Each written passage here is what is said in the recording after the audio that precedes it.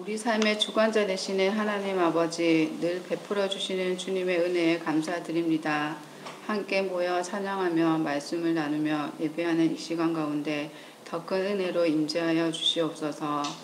분주하게 지냈던 한 주간의 삶을 돌아봅니다. 매 순간순간마다 늘 계시는 주님을 생각하며 감사함으로 나아가야 하는데 연약한 우리들은 늘 걱정과 불평, 불만에 쌓여 있을 때가 많고 세상의 것들을 바라보며 살기도 했습니다. 그리 아니하실지라도 감사하는 저희들이 되게 하시고 하늘의 소망을 바라며 주님의 뜻을 믿고 나아가게 하여 주시옵소서. 추운 겨울이 지나고 따스한 봄을 맞이하는 것처럼 우리의 삶도 따스함이 넘쳐나게 하여 주시고 죄악된 옛사람의 습관을 벗어버리고 새사람으로 거듭나며 우리가 가진 따스함을 주변에 나누어 줄 수 있는 사람이 되게 하여 주시옵소서. 며칠 전에는 제22대 국회의원을 뽑는 선거가 있었습니다. 그들이 외쳤던 공약들이 그저 표를 얻기 위해 내뱉는 말들이 되지 않게 하시고 국가와 국민들을 위해 일할 수 있는 지도자들이 되길 원합니다. 서로 비방하는 정치가 아니라 옳은 일을 위해서는 여야가 한 목소리로 단합하여 굳건한 나라를 만드는 데 이바지하는 지혜로운 지도자들이 되게 하여 주시옵소서. 작은 마을 소리교회를 위해서 기도합니다. 우리 각자 한 사람 한 사람을 그리스도의 몸된 지체가 되게 하여 주시고 한 공동체를 이루게 하신 감사합니다. 서로 다른 모습의 우리들을 사랑하게 하시고 각자의 필요를 돌아보며 동력하는 자들이 되게 하여 주시옵소서. 우리의 생각과 뜻이 아니라 교회를 향한 하나님의 마음과 비전을 바라보게 하시며 주변에 선한 영향력을 끼치는 아름다운 교회로 세워가게 하여 주시옵소서. 또한 자녀들의 믿음으로 잘 양육하여 하나님의 말씀으로 단단히 무장한 믿음의 다음 세대가 되게 하셔서 미혹되기 쉬운 세상 속에 그 믿음 잃지 않고 살아갈 수 있도록 하여 주세요. 이 시간 목사님을 통해 하나님의 말씀을 전해 듣습니다. 듣는 길을 열어주시고 우리의 마음밭이 열매 맺는 옥도가 되게 하셔서 말씀을 잘 듣고 깨달아 그 말씀대로 살아가는 성도들이 되게 하여 주세요. 우리의 예배를 기뻐 받으시는 예수님 이름으로 기도합니다. 예수님의 근심, 예수님의 근심이라는 제목으로 하나님의 말씀 묵상한 것을 나누도록 하겠습니다. 여러분 요즘 여러분들의 마음을 자리 잡고 있는 가장 큰 걱정거리, 고민거리가 있습니까? 되게 심한 것 아니더라도요. 저 이런 것 좀 요즘 많이 생각하고 있어요. 어떻게 이렇게 되면 어떻게 하나, 이러면 어떻게 되나 하고 염려하는 부분들이 좀 있어요. 하시는 것 있죠? 예. 마음 같아서는 둘씩 짝지어서 한 30분씩 얘기하게 하고 싶은데 고민하는 것 있잖아요. 저는 고민이란 없어요. 저는 너무 행복한 나날을 그저 보내고 있을 뿐이에요. 하면서 해맑은 분을 가끔 보긴 하는데 정말 그럴 수도 있고요. 은혜가 충만해서 그럴 수도 있고요. 다른 데는 어디가 고장나서 그럴 수도 있는 겁니다. 네. 다들 고민 갖고 살죠. 네. 어릴 때는 주로 어떤 게 고민이었어요? 어린 시절이 너무 오래돼가지고 생각이 잘 안 나죠. 어릴 때는 주로 뭐 갖고 고민했습니까? 저 개인을 생각해보면 친구 때문에 고민을 많이 했어요. 나랑 친하게 지내는 친구가 있는데 그 친구랑 좀 사이가 나빠졌어. 사이가 좀 서운해져가지고 복도에서 지나갈 때마다 그 친구랑 좀 서운하게 지나갔던 그런 것들이 떠오르면서 그때는 친구라는 게 나한테 그렇게 소중했구나, 중요한 위치에 있었구나 이 생각을 합니다. 예. 우리 친구들도 친구 고민 좀 합니까? 이제 어른이 돼가는 그 중간선에 있잖아요, 그죠? 이미 어른이기도 한데 친구 고민. 그런데 중년이 지났어도 그 고민하는 사람들이 거의 없는데 곧잘 있어요. 친구 때문에. 뭐 친구가 날 속상하게 여기면 그래라 나는 내 삶 살아간다는 경우가 많은데 아직도 중년이 돼도 친구 고민하는 사람들이 있거든요. 어른이 되면 주로 어떤 고민을 많이 하게 됩니까? 혼자 안 떠들려고 이런 얘기 하는데 어떤 고민 많이 해요? 중년 되면 돈 고민요? 예. 아이들이 생각하는 어른들의 고민은 돈이다. 그렇게 비춰졌다면 맞겠네요. 예. 또 뭡니까? 돈보다 더 큰 고민이 있는데. 네? 건강 고민. 누구의 건강요? 나의 건강. 오늘 나의 건강. 생각이 나를 향하는 거예요. 또요. 부모님. 여기 제가 준비한 거 희한하게 다 비켜갑니다. 자식 고민 많이 안 해요? 자식 생각? 안 하구나. 오늘 설교 실패. 저는 이제 물론 이제 이 이야기가 저의 생각을 중심으로 여러분들에게 나눌 수밖에 없는데 자식 생각을 많이 해요. 그러니까 나는 어떻게 조금 소위 말하는 불행하게 된다 하더라도 자식들이 잘 될 수 있다면 나 뭐든지 다 내줄 수 있을 것 같아. 나를 어떻게 좀 희생해서라도 이 자식들 좀 잘 되게 할 수 없을까? 이 생각을 보통은 많이 해요. 예. 근데 이제 꼭 자식이 아니더라도 가족들 중에 나를 희생해서라도 나의 가족 중에 어머니나 아버지나 형님 동생이나 조카들도 될 수 있겠고요. 날 희생해서 그들이 잘 됐으면 좋겠어 하는 고민들이 있을 수 있어요.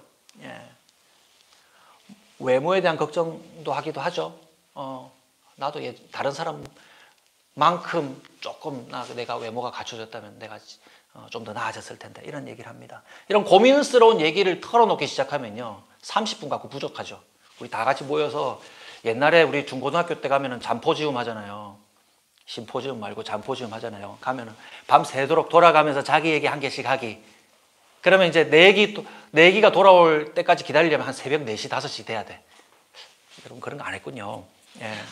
저는 그런 중고등학교 시절을 보냈거든요. 수련회 가서 제일 기다려지기도 하고 또 힘들었던 시간들이기도 합니다. 고민스러운 일을 털어놓기 시작하면 하룻밤을 새워서 얘기해도 부족합니다. 오늘 본문을 읽어보시면요. 누가 고민하십니까? 예수님이 고민하세요. 예. 이 대목에서도 지난 말씀들을 읽어보면서 우리 설교를 들으면서 드렸던 질문들을 또다시 드릴 수밖에 없어요. 예수님과 고민이라는 말이 어울립니까? 예수님과 고민이라는 말이 어울리지 않는 것 같습니다. 예수님은 사람으로 오셨지만 하나님이잖아요. 사람으로 오신 하나님이신데 하나님이라 하는 존재는 전지전능하잖아요. 전지전능 들어봤어요? 모든 것을 아시고 모든 것을 할 수 있잖아요. 모든 걸 알고 모든 것을 할 수 있는 존재가 고민한다는 게 말이 안 되잖아요. 안 어울린다 이 말입니다.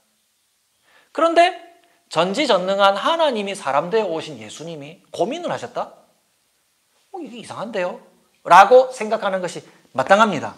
그렇죠? 그래서 만약에 하나님이라고 하는 존재가 와서 혹은 하나님까지는 인정 안 한다 하더라도 선지자 정도 되고 하나님과 교통이 있는 존재라고 본다 하더라도 고민을 한다?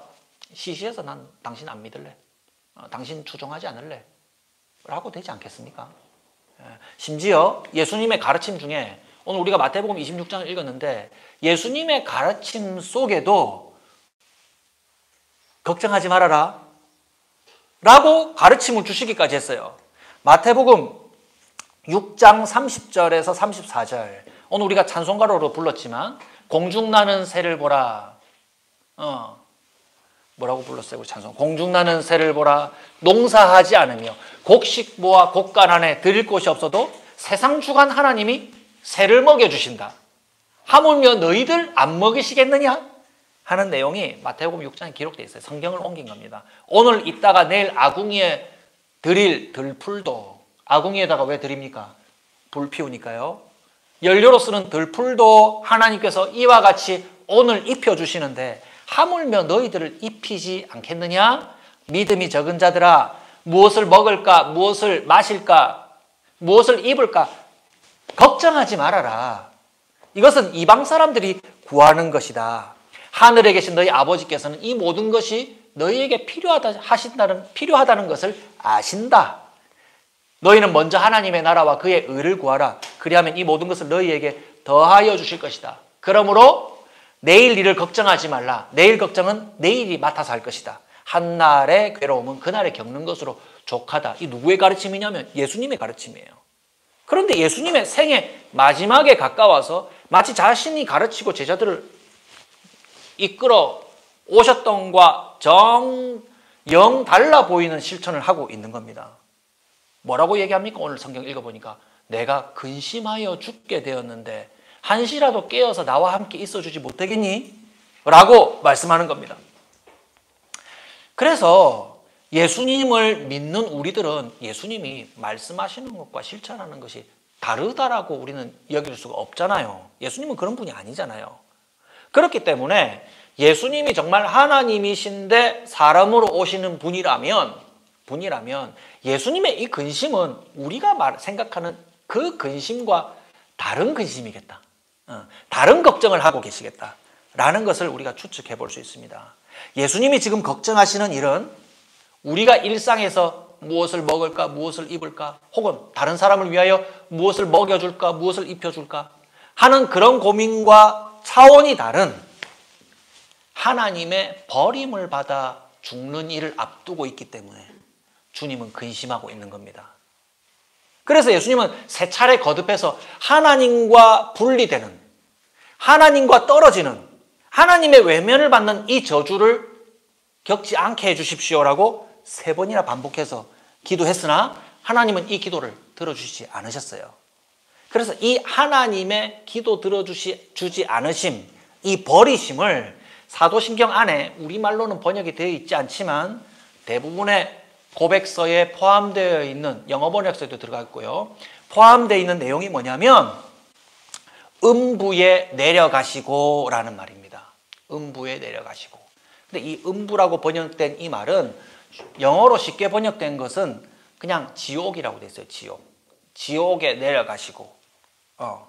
근데 이 지옥에 내려가시고라는 이 지옥은 어떤 말을 번역한 거냐면, 여러분 이 지금 설명하는 부분이 고비니까 이 고비만 잘 넘어가면 결론에 이릅니다. 한번 잘 들어보세요. 이 설명을 잘 들어보세요. 정말 여러분 궁금하던 것 중에 하나입니다. 어떤 말을 옮긴 거냐면 이 음부라는 말은 영어로 편하게 옮기면 지옥, 헬인데요. 이것은 그리스어의 하데스라는 말을 문자적으로 번역한 거예요.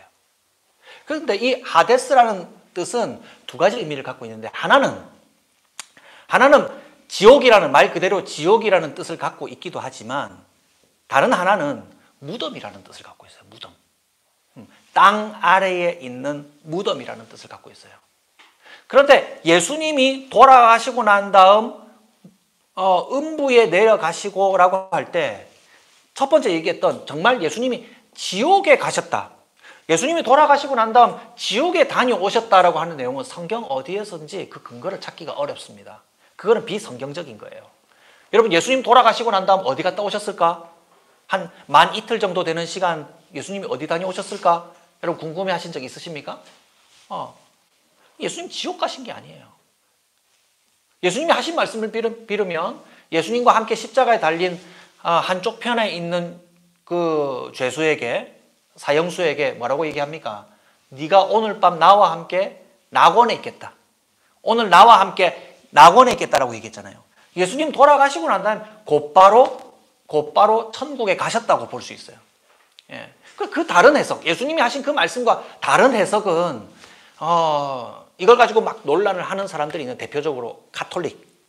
가톨릭은 지옥에 가서 지옥에 있는 자들을 데리고 올 수 있다. 그런 교리를 이걸로 만들어요. 이걸로 길게 하면 재미없으니까요. 그러니까 예수님께서 지옥에 다녀오셨다는 것은 성경적으로 근거를 찾기가 어려워요. 그러면 뭐냐? 예수님이 무덤에 내려가신 거예요. 예수님이 무덤에 내려가셨다라고 고백을 하는 거예요. 그런데 이 무덤이라는 말도 두 가지 의미가 있어요. 무덤이라는 말도 두 가지가 의미가 있는데 히브리 말로 여러분 성경을 읽다가 보면은 무덤에 들어간다는 표현으로 스올이라는 표현을 쓴 거를 여러분 성경 읽으면서 보신 적 있죠? 내가 스올로 내려가리라.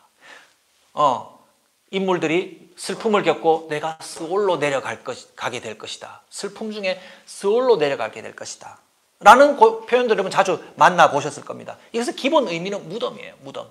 땅속 아래에 있는 무덤인데 그냥 무덤이 아니라 한 가지 의미를 더 포함하고 있어요.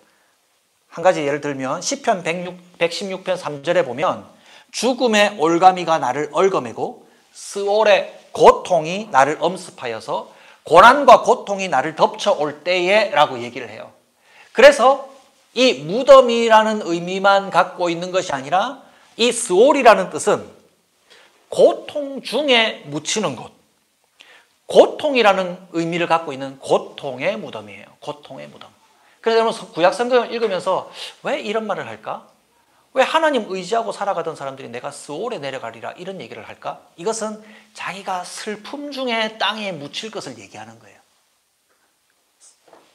그래서 다시 본론이 들어오면요, 예수님이 죽을 만큼 근심하신 이것을 오늘 사도신경에 우리말로는 번역되어 있지 않지만 음부에 내려가시고 라는 표현이 이것을 예수님의 고통 근심을 가리키는 것인데요, 이것은 고통의 무덤, 예수님이 죽을 만큼 근심하신 고통의 무덤이라 말할 수 있어요. 근데 주님이 십자가에 달리실 때 죽을 만큼 고통스러운 이 고통을 어떻게 표현하셨냐면, 우리가 읽었던 마태복음 26장 다음 장에 27장에 46절에 이렇게 기록합니다. 나의 하나님이여 어찌하여 나를 버리십니까? 예수님께서 죽을 만큼 고통스러워하신 그 근심은 우리가 확인할 수 있는 것은 하나님이 예수님을 외면하여 버려버리신 것.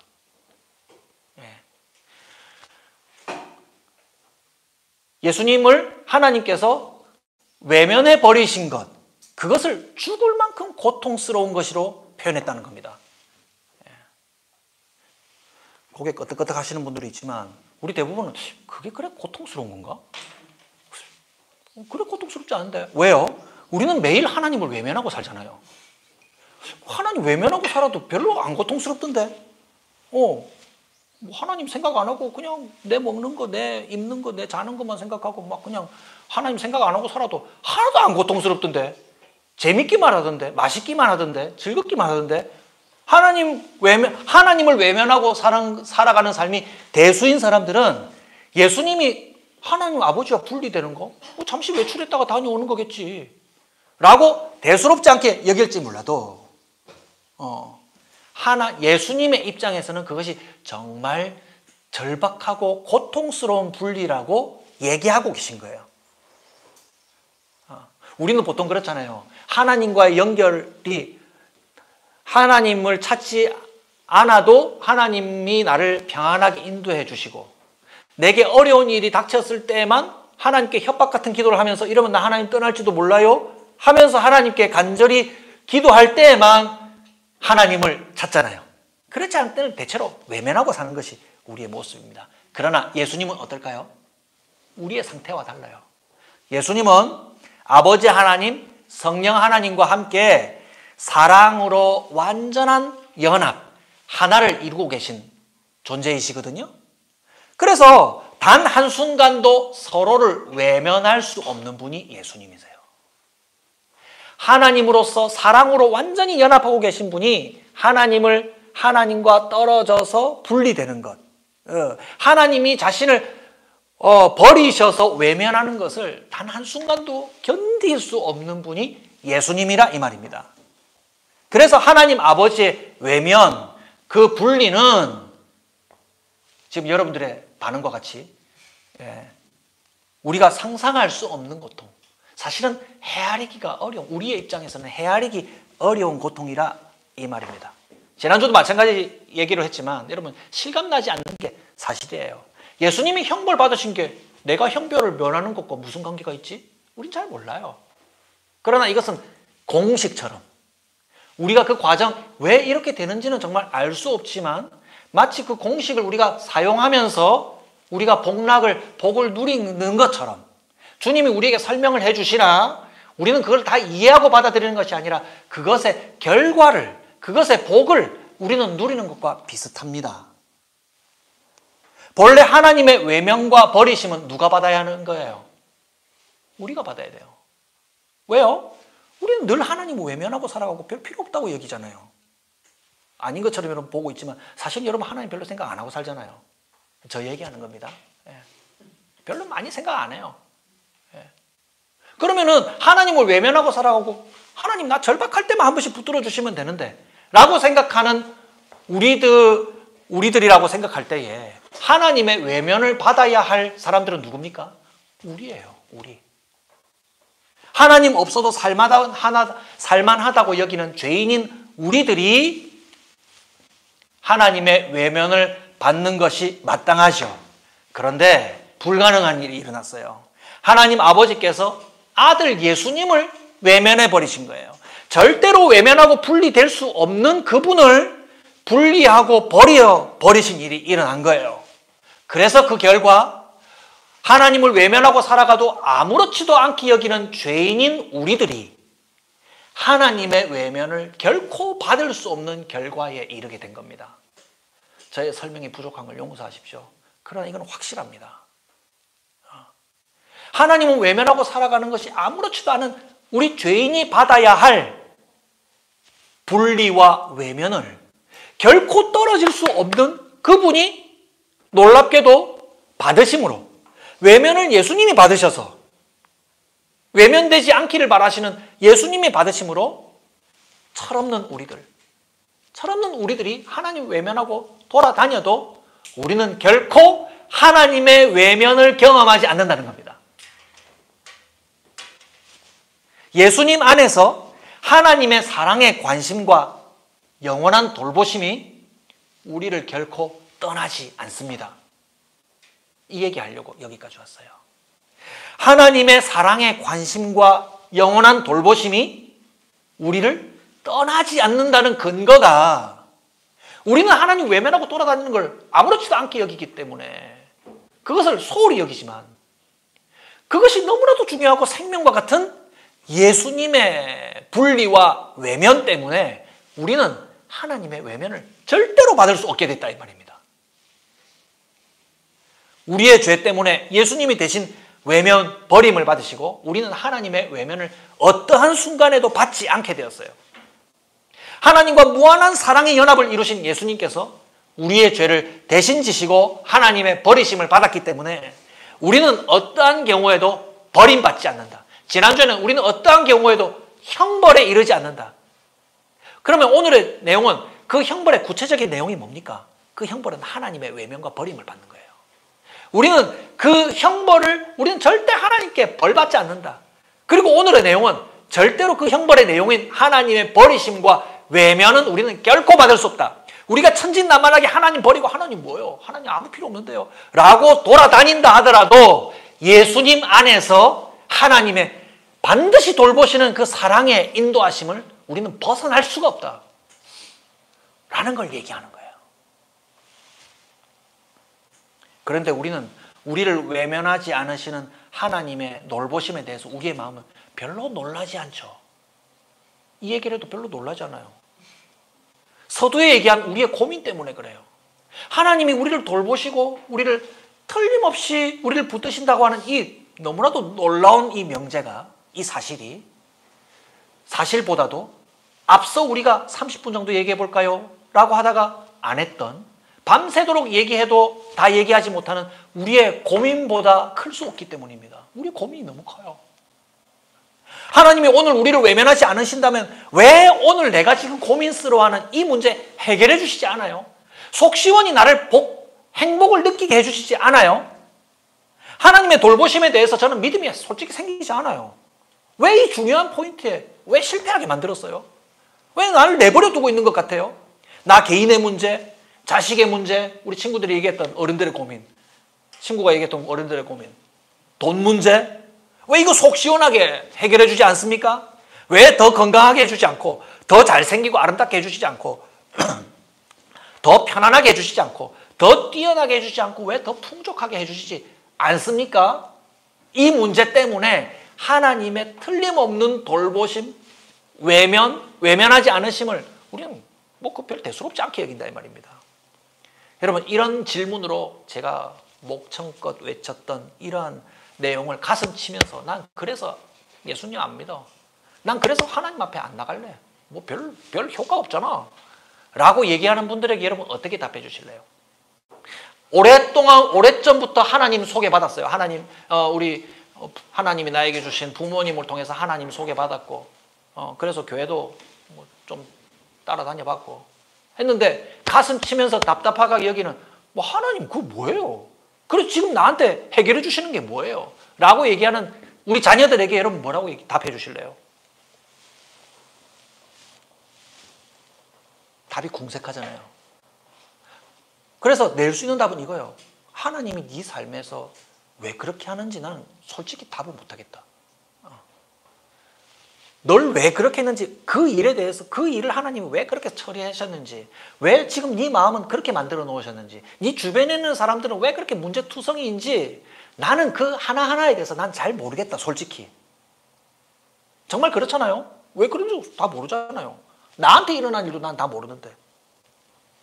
하나님이 각자의 삶에 왜 그런 특별한 어려운 사정을 주시고 그런 일을 겪고 고민하게 하시는지는 알 수가 없어요. 그러나 다만 공통적으로 알고 있는 것은 있어요. 공통적으로 말할 수 있는 것. 하나님이 예수님 안에 있는 사람은 결코 외면하지 않으시고 틀림없이 돌보신다. 틀림없이 돌보신다.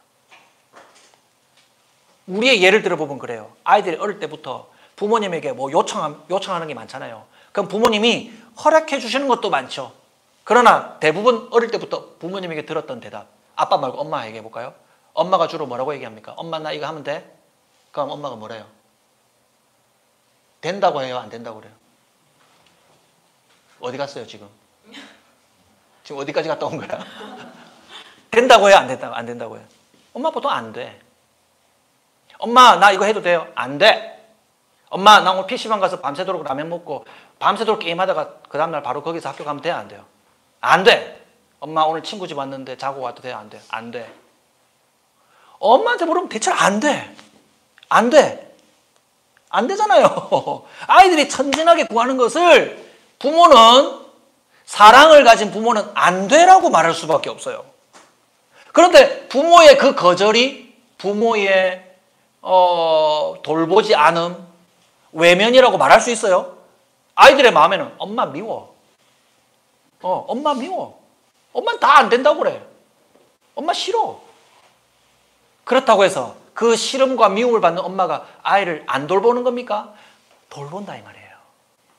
거절하고 실패하고 아이들을 지금 속 시원해 해결해 주지 않는 그 답이 아이를 돌봄이라 이 말입니다. 하나님은 우리가 생각하는 것보다 훨씬 더 크신 하나님이시기 때문에 왜 지금 나에게 이 실패를 주셨는지, 나에게 왜 이 불편한 환경을 주셨는지에 대해서 우리는 하나님보다 지혜롭지 못하기 때문에, 우리는 하나님만큼 알지 못하기 때문에 답하지 못해요. 그러나 외면받지 않아야 되실 예수님께서 외면받으시고 그 고통스러운 일을 겪으신 것을 보면서 하나님이 너를 결코 외면하지 않고 돌보신다는 것을 믿는다라고 답을 해줄 수가 있어요. 지금은 못 느끼겠지. 하나님이 널 틀림없이 돌보고 계신다. 걱정하지 말아라.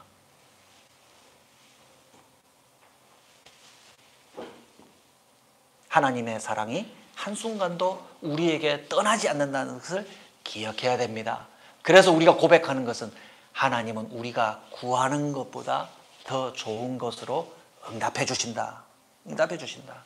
예수님께서 겟세마네 언덕에서 기도하시면서 흘리신 이 고통의 눈물은요, 죽을 만큼 걱정스러운 마음을 가지고 흘리신 이 눈물은요, 고통의 눈물이었어요. 그러나 하나님의 외면과 버리심을 받으신 이 예수님이 받지 않아도 되는 이 고통을 받으시면서 흘리신 이 눈물은요, 우리에게서 하나님의 사랑이 절대 떠나지 않게 하시는 생명의 눈물, 생명의 물이 되었어요. 이것을 에스겔서 47장을 보시면요, 하나님의 성전이 있는 성전산 모리아산의 동편에서 물이 흘러나와요. 물이 흘러나와서 그 동편으로 기드론 골짜기가 있거든요. 기드론 골짜기에 기드론 시냇물이 흘러요. 근데 이제 점점점 물이 불어나더니 사람이 건널 수 없는 큰 강물이 되었고, 그것이 유대 광야 마른 사막을 지나서 사해 바다에 이르게 돼요. 사해 바다는 너무 짠 바다잖아요. 소금물이 가득 짰기 때문에 물고기 한 마리 살 수 없는 그런 바다인데, 그곳에 거대한 생명의 물줄기가 흘러가므로 그 사해 바다가 물고기가 살 수 있는, 생명이 살 수 있는 바다가 된다라고 하는 예언을 해놓아요. 지금 그 예언이 이루어졌어요? 그 예언은 문자적으로 그렇게 이루어지는 것이 아니라 예수님의 생명의 강물이 온 세상에 생명을 더하는 생명의 물이 된다는 예언이에요. 예언이 돼요. 그래서 요한복음 4장 우리가 묵상할 때 14절에 예수님이 주시는 물을 마시는 자는 영원히 목마르지 않고 그 속에서 영생하도록 솟아나는 샘물이 된다고 예수님이 가르치셨잖아요. 그 생명의 샘물이 예수님의 고통당하신 그 눈물이 우리에게 생명의 샘물이 되었다는 것입니다. 예수님 안에서 우리를 결코 외면하거나 버리시지 않으시는 하나님을 굳게 믿으시길 바랍니다. 그것이 오늘 우리가 믿어야 할 복음입니다. 누군가 고민스러운 일을 두고 있으면 여러분 조언해 주십시오. 여러분들이 그분을 사랑한다면, 그들을 사랑한다면 얘기해 주십시오. 예수님 안에서 하나님이 너의 삶을, 당신의 삶을 반드시 돌보십니다. 걱정하지 말아라. 예수님 안에 거하면 예수님이 주시는 그 생명의 강물 속에서 너는 하나님의 돌보심을 누릴 수밖에 없는 것이다. 예수님의 눈물과 고통으로 우리가 살게 되었음을 그들에게 얘기해 주시고 나도 틀림없이 믿고 그 안에서 하나님을 믿고 살아가는 복락을 누리시는 저와 여러분들이 되시기를 주님의 이름으로 축복합니다.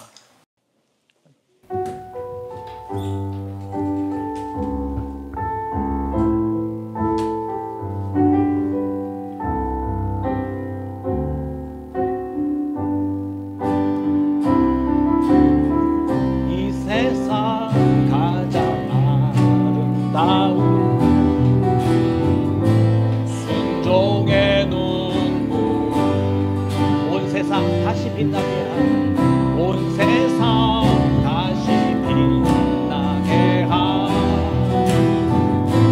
생명의 눈물 그가 이 땅에 오신 이유, 그가 이 땅에 오신 이유, 죽어야 살게 되고 저야만 승리하는, 저야만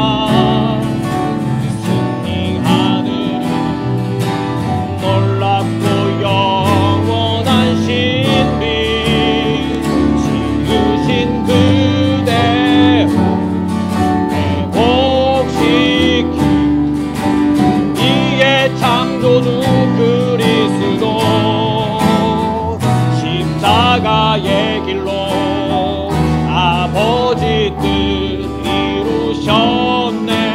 그가 이 땅에 오신 이유, 이제 우리에게 맡겨진 그 소망, 그 사랑, 그 생명, 아름답고 십자가의 길, 우리가 이 땅에 살아갈 이유, 이 세상 가장 아름다운, 이 세상 가장 아름다운 순종의 눈물, 온 세상 다시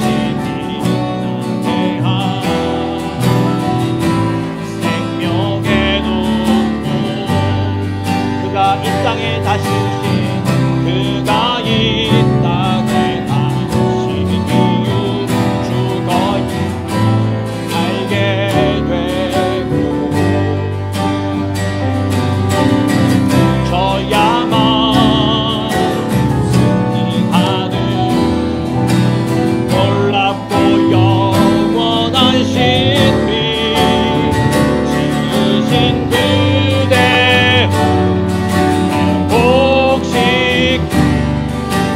이의 창조주 그리스도, 십자가의 길로 아버지 뜻 이루셨네. 그가 이 땅에 오신